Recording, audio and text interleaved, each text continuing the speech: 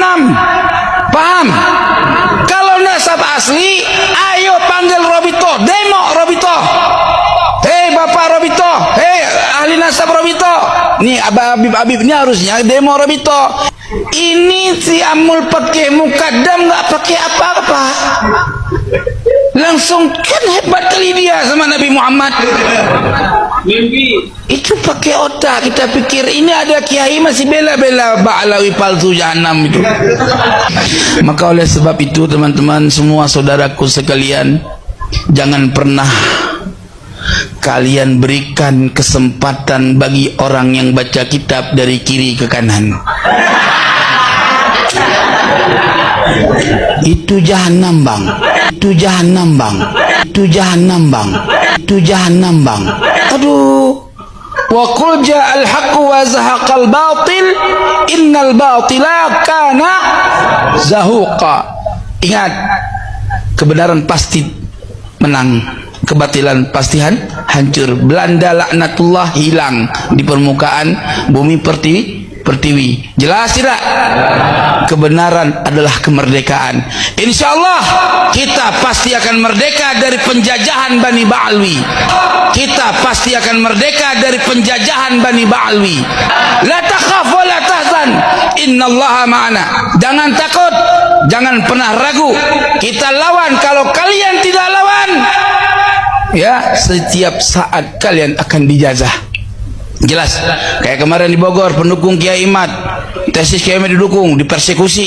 Ini tanda nasab palsu, jahanam. Paham? Kalau nasab asli, ayo panggil Robito, demo Robito.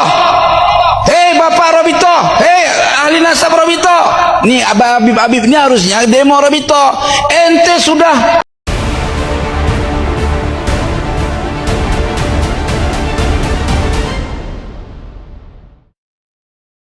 apa yang saya sampaikan ini berdasarkan sebuah penelitian yang berbuah suatu bentuk prosa yang dibacakan bagai bacaan Maulid Nabi.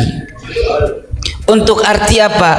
Supaya orang-orang awam mengetahui bahwa kepalsuan nasab Bani Ba'alwi ini sudah sampai pada puncak Sidratul Muntaha. Iya kan? Karena kalau belum sampai pada Sidratul Muntaha, maka sama sekali tidak bisa dipertanggungjawabkan kebenarannya. Kita lihat demi hari orang-orang yang meneliti kepalsuan nasab Bani Ba'alwi semakin bertambah dan bertambah. Kenapa? Karena memang nasab Bani Ba'alwi ini sudah kena laknat Tuhan Rabbul Izzah. Loh, kok bisa kena laknat?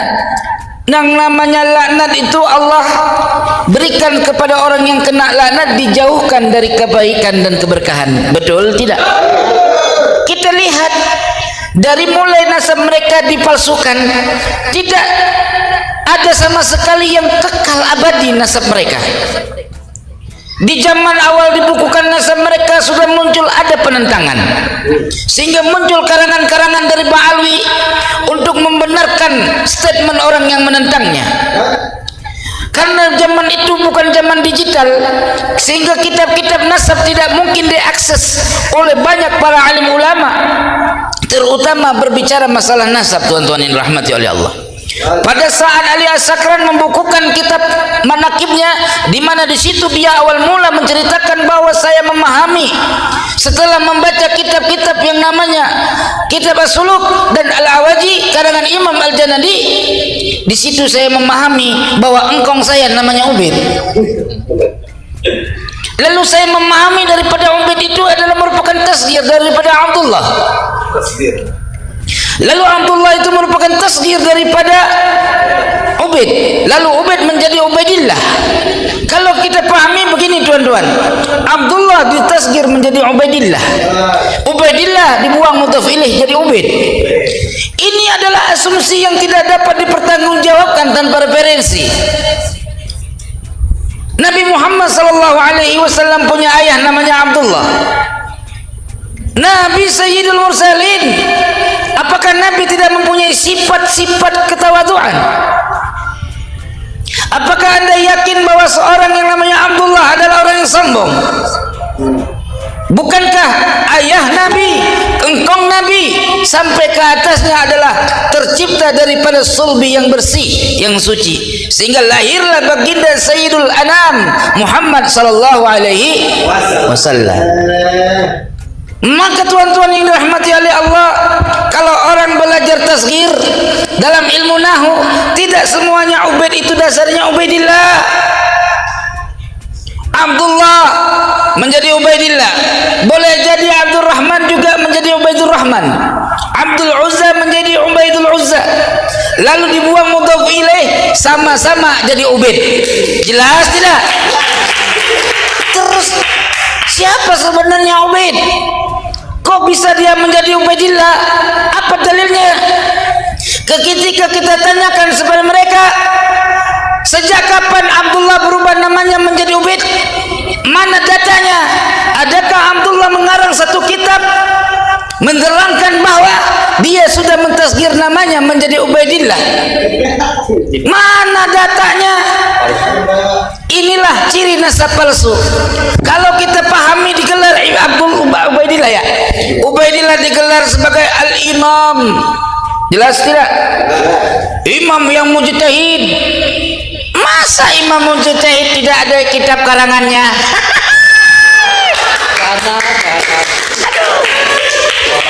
Kalau mujtahid zaman now betul, tapi ini mujtahid zaman baheula kumaha eta teh? Pusing aing. Tuan-tuan yang dirahmati oleh Allah, coba tanya sama semua Bani Ba'alwi dari yang brojol sampai yang udah mau mati, itu dia tidak pernah tahu dari mana referensi apa Ubaid jadi Ubaidillah. Oh, tahu dia? Katanya semua. Lalu turun kepada Alwi, katanya engkongnya tawaduk, kenapa anaknya jadi Alwi? Enggak ditasghir, harusnya anaknya jangan Alwi, Asfala Safilin.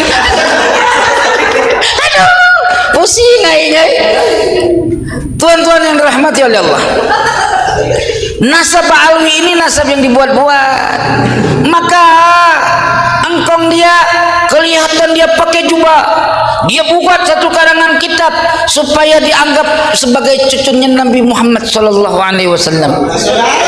Hari ini aku juga bisa,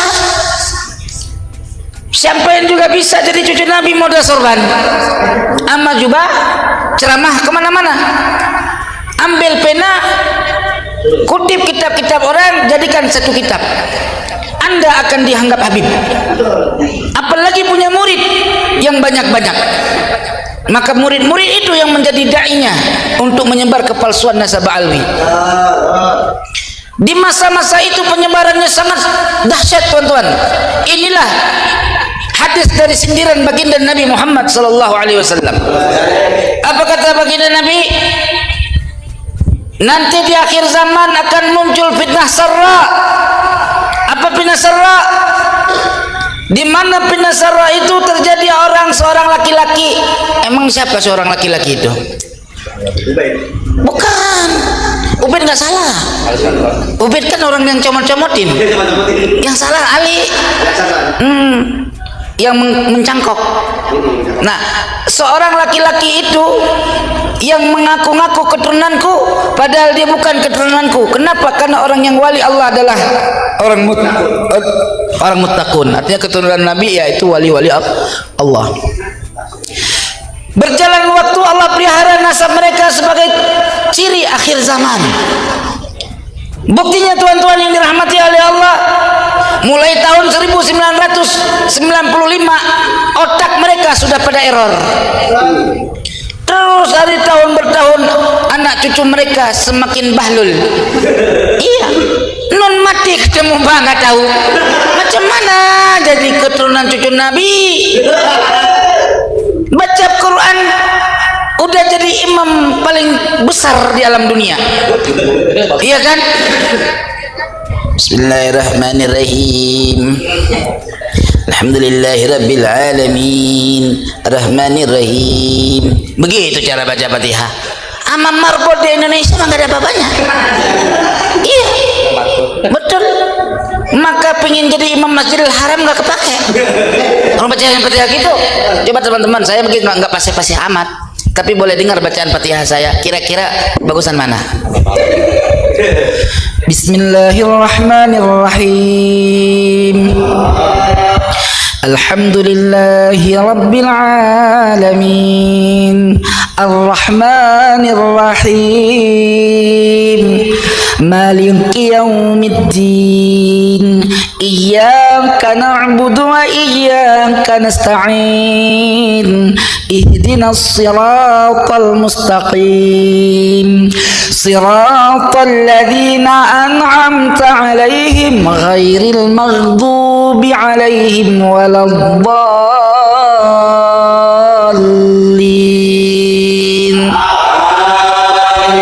Kalau seleksi di Masjidil Haram masih ada nomor. Walaupun nggak kepilih, iya, tapi masih ada nomor. Iya nggak? Tuan-tuan yang dirahmati oleh Allah, saking bahlulnya mereka nganggul-nganggul engkong mereka. Engkongnya bisa terbang ke langit 70 kali dalam setiap malam. Aduh. Bagaimana bisa terbang ke langit dalam setiap malam? Pakai apa? Sakti sangat. Sementara Nabi pakai burak, dia pakai angin, kan tidak mungkin. Maka kalau memang betul ada amul faqih muqaddam bisa terbang ke langit ke Sidratul Muntaha 70 kali dalam setiap malam, sungguhlah Imam Ghazali menceritakannya. Pasti. Sungguhlah Imam Al-Haramain pun menceritakannya. Ya kan? Allahumma sholli ala Muhammad. Imam Nawawi mujtahid fatwa, tidak satu pun kenal dari golongan mereka. Macam mana pula?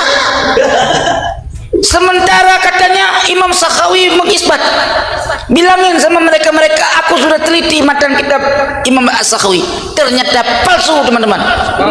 Palsu, sisipan. Loh kok bisa bilang sisipan, Bang? Karakter ulama adalah berhujjah. Jelas tidak? Ketika setiap ulama mengisbat sesuatu perkara, tidak akan pernah terjadi bila mereka mengisbat sesuatu tanpa mempergunakan dalil. Jelas tidak?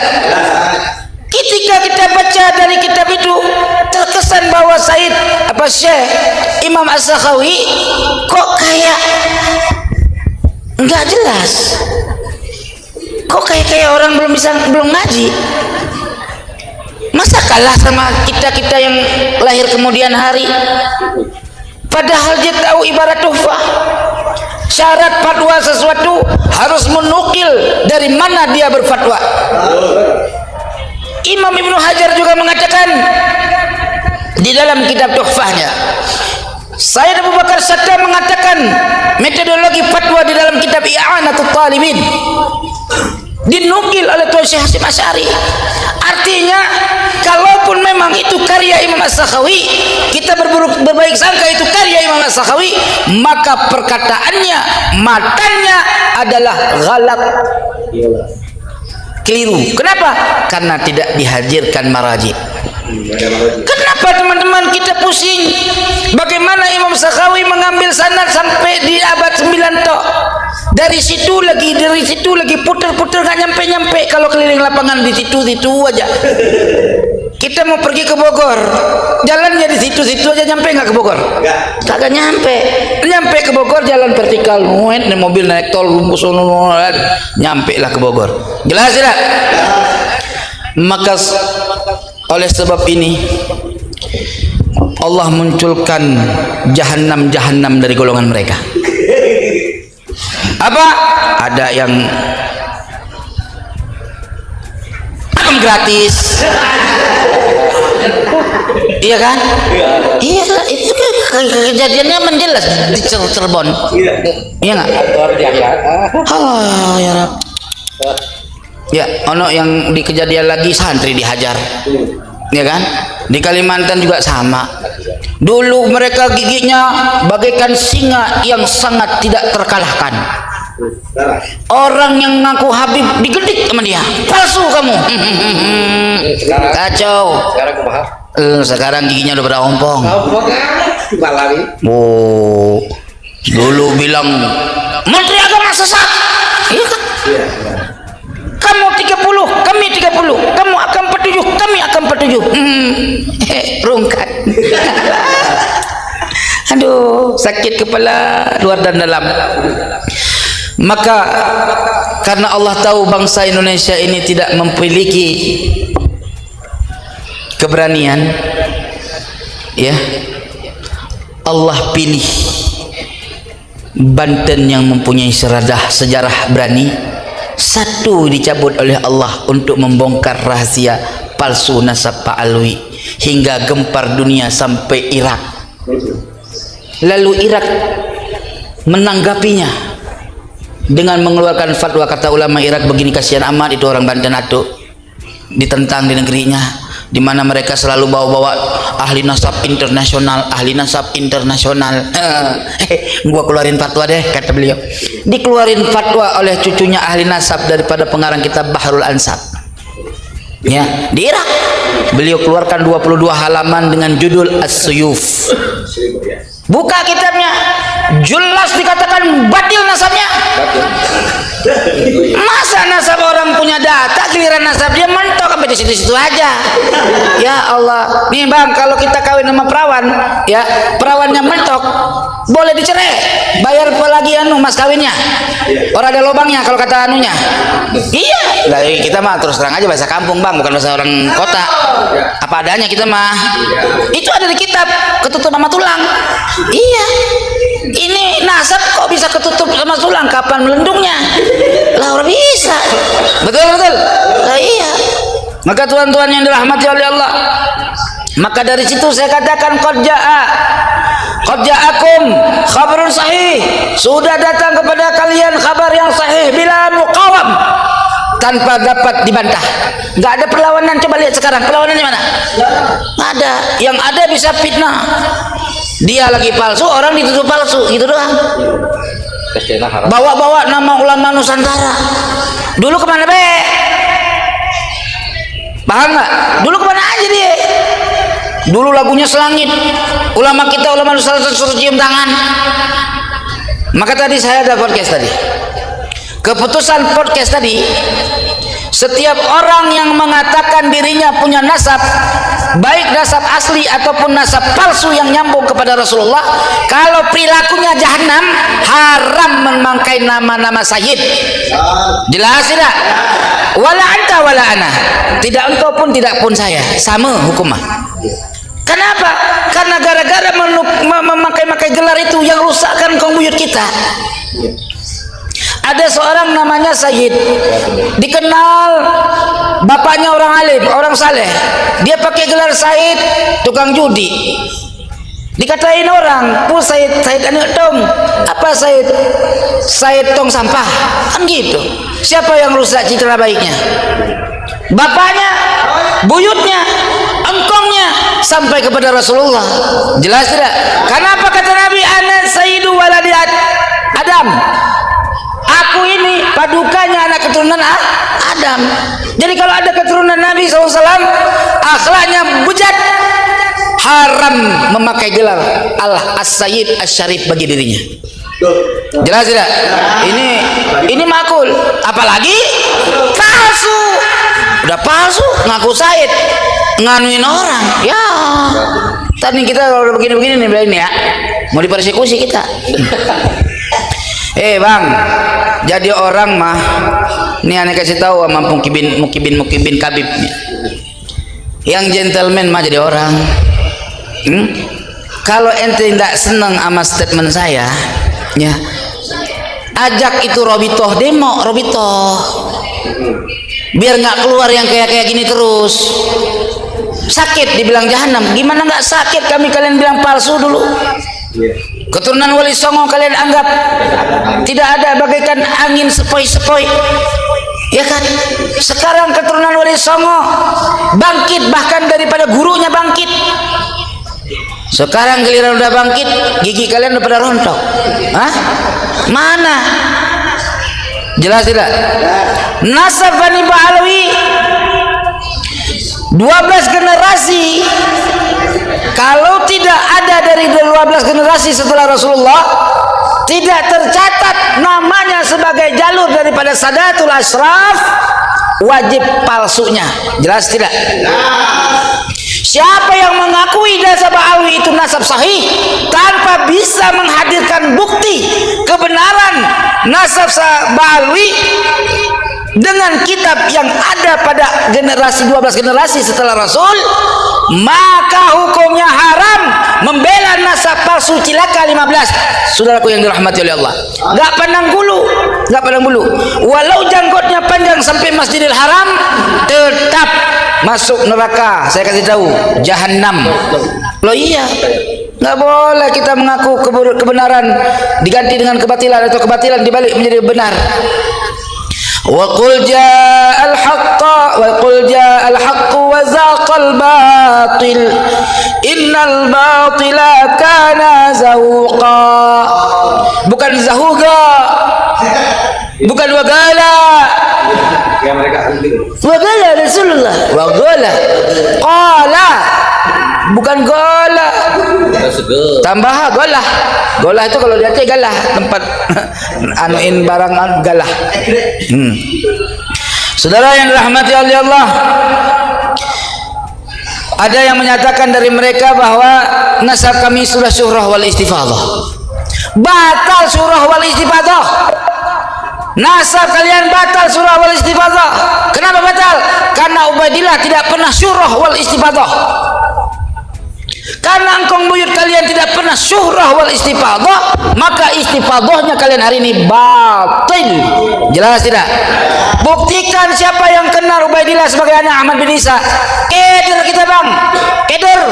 Bagaimana bisa orang yang nggak diaku oleh bapaknya jadi masuk dalam golongan bapaknya? Kan lucu. Lucu, anak yang diaku cuma 3. Muhammad, Ali dan Husain.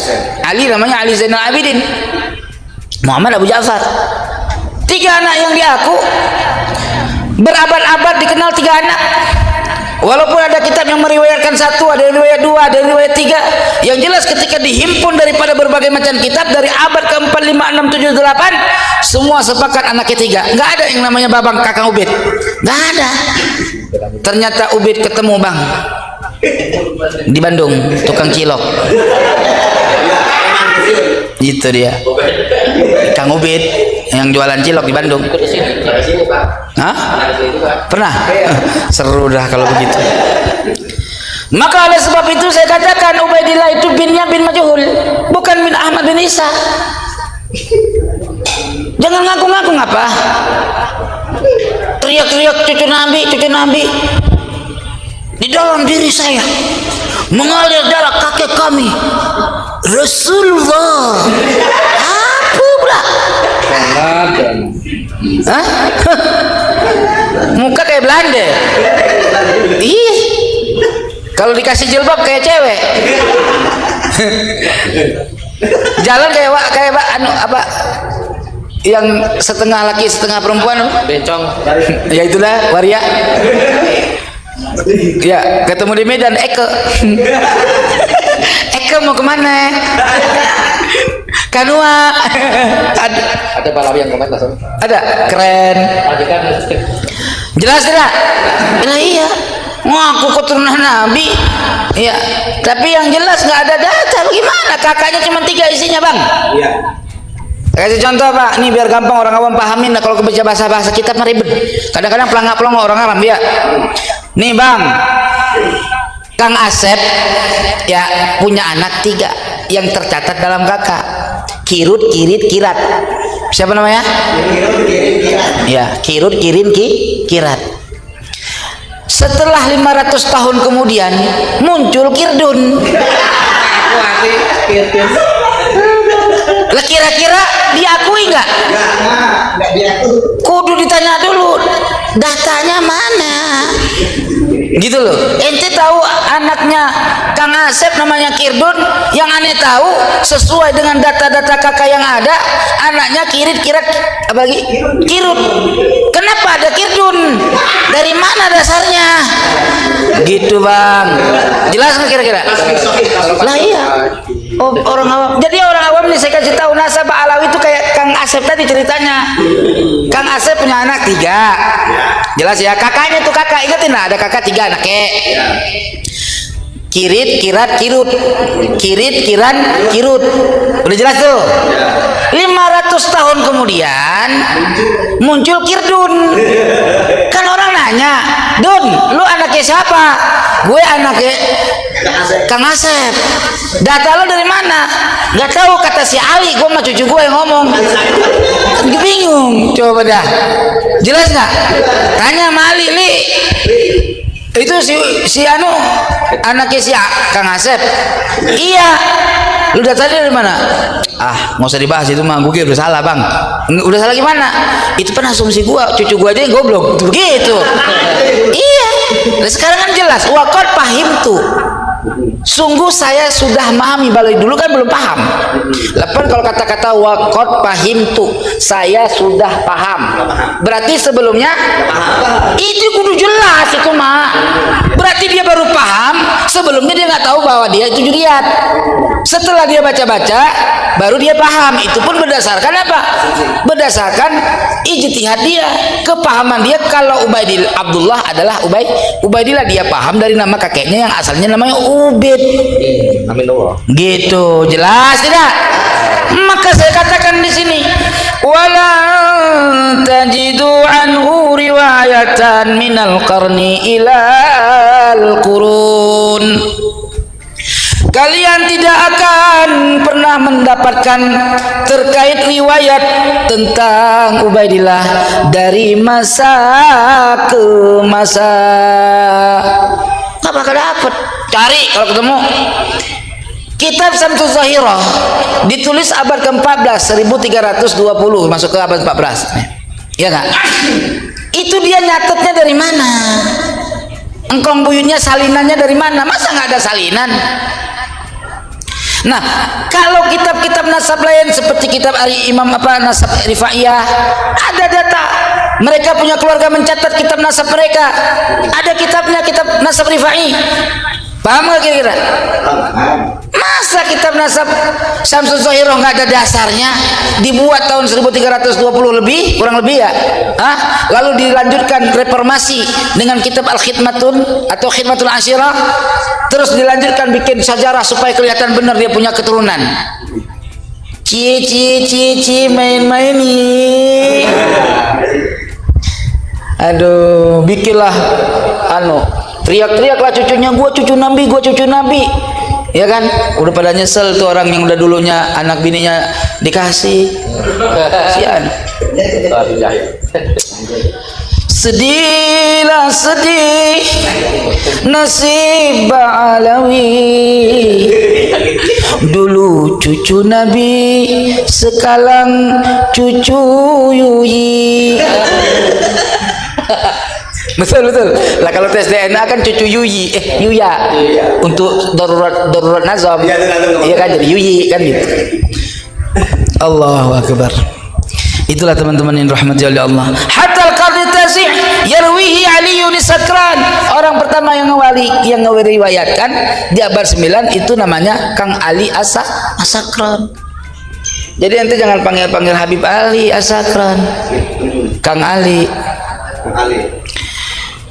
Misalkan adakan orang baca tawassul nih, ya Hanan ya Manan judlana bil ghufran bil wali bil irfan Al Habib Ali As-Sakran, ganti bil wali bil irfan Kang Ali As-Sakran.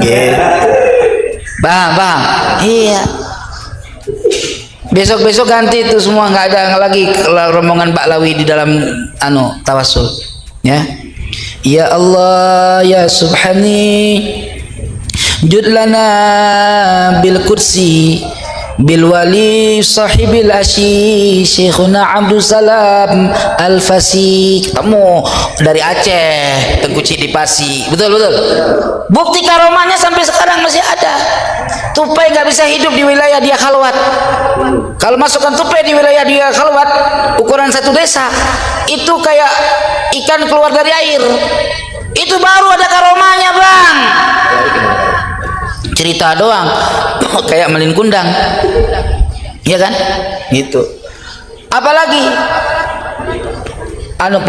pematang sawah, tempat jalan orang galengan ya. Dulu waktu Syekhuna Abdul Salam Al-Fasi atau Tengku Cedi Fasi, jasadnya dibawa untuk dimakamkan, jelas ya, oleh pemilik sawah itu nggak boleh lewat dari galengannya karena dia nggak suka sama wali itu, dilarang, jangan lewat harta tanah saya, galengan. Kalau lewat dari situ cepat nyampenya, kalau lurus lagi muter jauh, jadi supaya cepat lewat galengan, ya kan, dilarang, orang boleh. Ya namanya orang dulu, ya udah nggak boleh pergi, ya kan, lewatin tempat lain. Apa jadinya? Pematang sawah tadi, apa tadi, galengan sawah tadi, sampai sekarang lembek.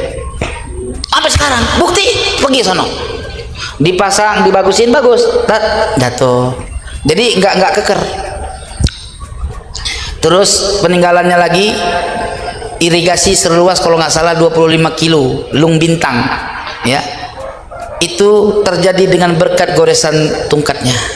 Ada bukti sekarang. Ini cucunya pegang tungkat. Jelas nggak kira-kira? Lah, kalau lagi bang, innalillah udah.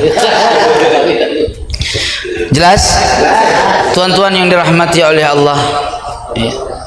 Jangan pernah mencintai nasab palsu, apalagi ngebela.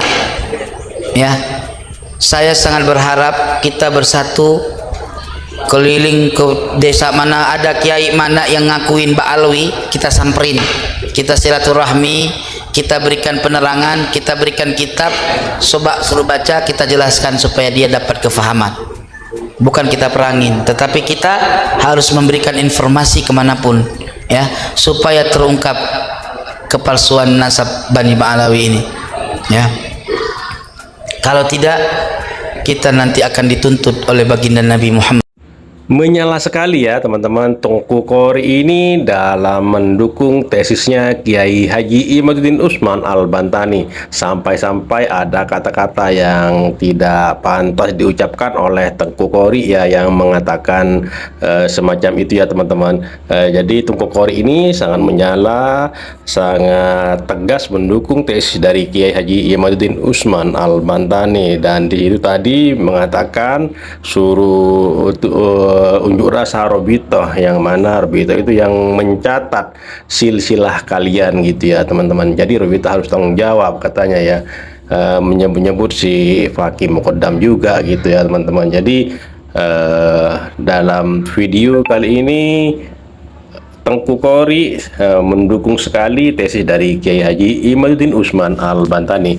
Oke, terima kasih buat semuanya. Semoga video ini bermanfaat dan sampai jumpa di video selanjutnya.